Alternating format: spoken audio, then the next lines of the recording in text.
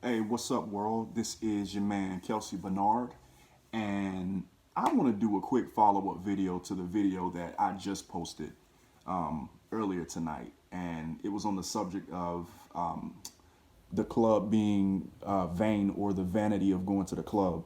I mean, I said in the other video, there's really nothing wrong in and of itself with going to the club and nothing like that as a believer, but it's not really the most uh, spiritually healthy experience that you could have. I mean, you could do a lot of other different things besides going to the club, which won't have your mind all in places it ain't supposed to be. There were a few dangers that I saw, in the club as a believer. On the screen, like I was saying in the other video, they had like half naked females all on the screen and stuff, and I'm like, all right. I mean, I wanted to come just to chill, to have a good time by myself, but all right, I see that screen, but I am in the world, and I came to the club, so I mean, I can't really get mad. So, um, yeah, but anyway, it's just a lot of different um, things that people seem to be searching for in the club. Like we're people in the club, we're looking for gratification or fulfillment, satisfaction, validation, all types of things that we search for. Well, some people, not everyone, but a lot of things that people search for when they're going to the club, and it's kind of sad, man. Like you go to that club looking for one thing, but then you leave completely empty. Or in my case, I started to feel like inadequate, because I mean, I've always been a nerd, so that could have been a part of it, but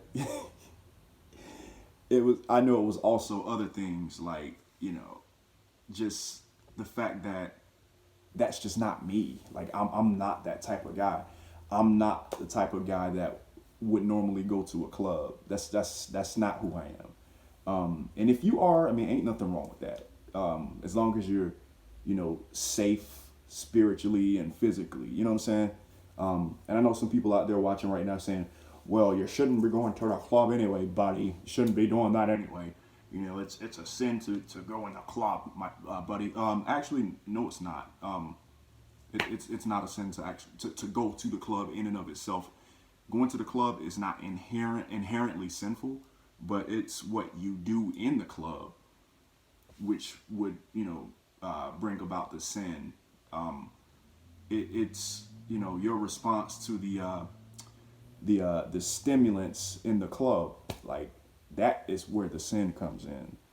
It's not the fact of going in there and you just want to dance and have a good time with your friends or what have you. That's not the problem. But the problem is, when you see this female over here, you see some cat walking up and he mean mugging you for no reason. You know what I'm saying? Like, and you have that feeling like, I wish this cat would come up here and try to throw hands at this club. You know what I'm saying? Like, he don't know who he dealing with, but that's what you get for going in there. And then you start to feel like, I shouldn't be thinking like that. Lord, forgive me. Well, you shouldn't have went in there in the first place.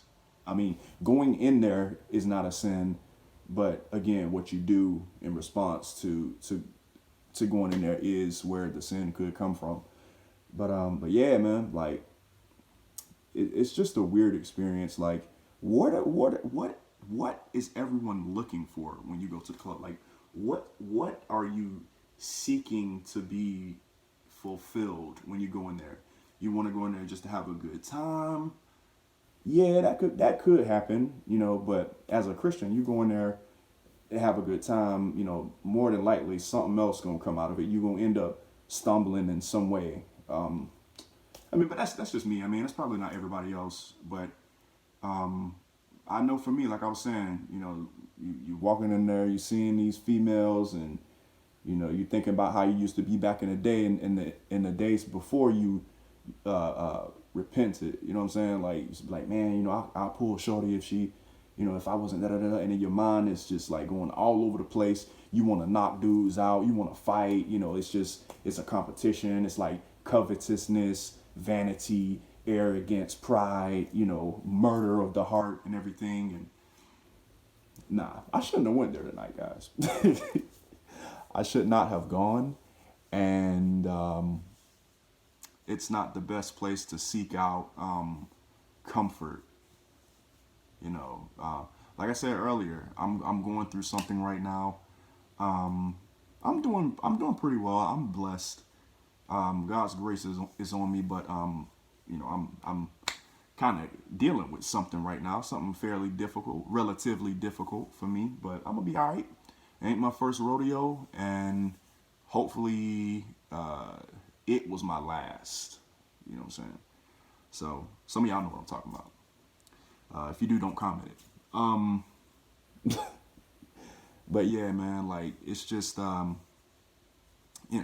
think next time I feel like I want to go somewhere, I'm not gonna go to the club. I'm gonna go to Barnes and Noble. I'm gonna go to Barnes and Noble, and I am angry because the church is not open.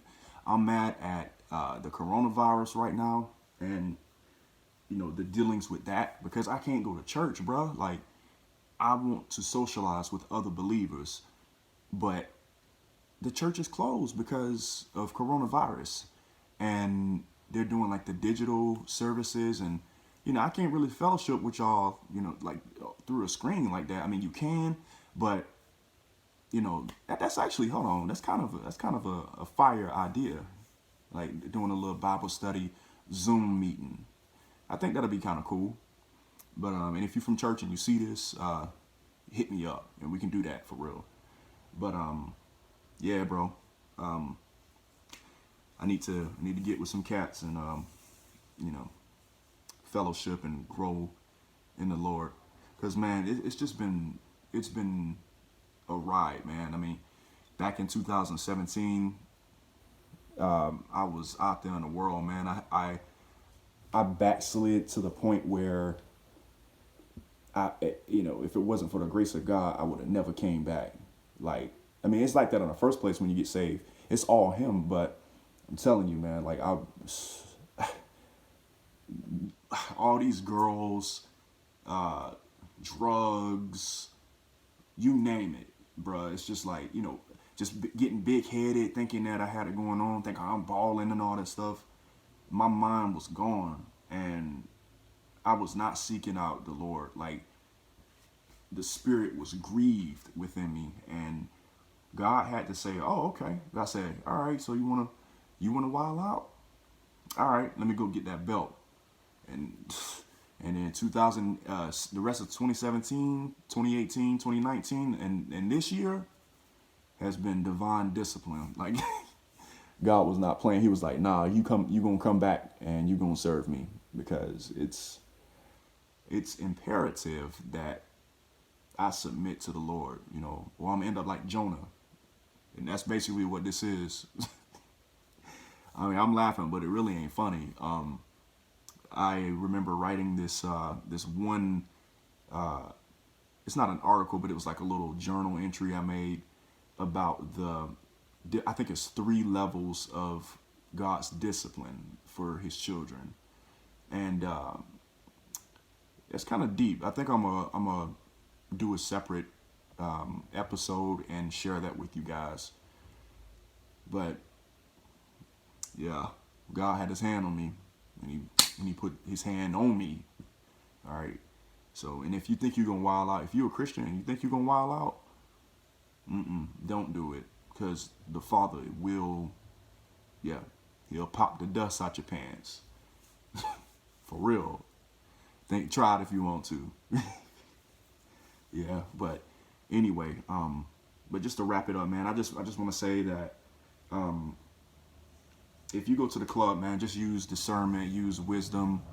Don't go in there expecting to be fulfilled from the things that are in there, because you won't. Especially if you're a true believer, if you a follower of Christ, you ain't gonna.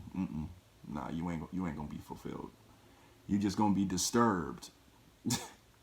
All right, and you're gonna end up being mean mugged and having dudes ask you what brand your jacket is, but they're really hating on you on the low.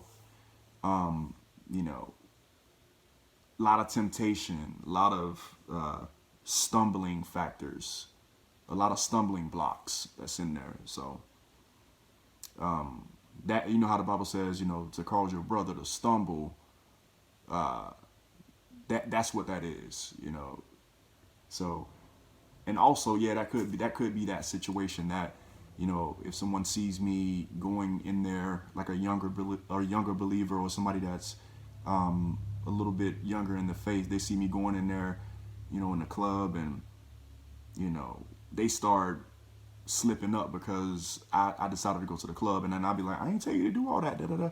But you were the example, you know. You shouldn't have been doing that. So that's, yeah. I mean, that just takes some wisdom, man. I mean, I don't want to put a burden on myself like that, but yeah, bro, because you know, Paul did say that, you know, how can you judge another servant, another man's servant? So there's that side, and then there's the other side of using wisdom. So, but anyway, I'm starting to babble on. In Babylon, I'm babbling on in Babylon. You know, I know I'm a little corny. I'm corny, okay? I can be, but that's Kelsey-Bernard, right? But I'm cool. But anyway, guys, all right, let me get out of here. I'm gonna be putting out some music soon, and it's not all what's called contemporary Christian music. It's not all Christian hip hop, but it's just regular, you know, love songs about life, like R&B, but it ain't gonna have nothing crazy in there. You know what I'm saying? So, and I know some people gonna jump on me for that. Well, the only thing you need to be doing is worship music. All right, you know, I mean, I can do some worship music, but that's not what this project is about. That's not what I'm trying to do. Well, all you need to do is CHH. I mean, it's gonna come out. You will know that it's CHH by listening to music, but it's not CHH if you know what I'm saying. It's not like, you know, cross movement or that style. I'm quoting scriptures, hearing, you know, on every track and stuff. I'm gonna be rapping about my life, you know, and then my life is submitted to Christ. So you gonna hear Christ in that music. Songs may not be all, you know, about the Bible and stuff, but you gonna hear it, and you gonna be all right.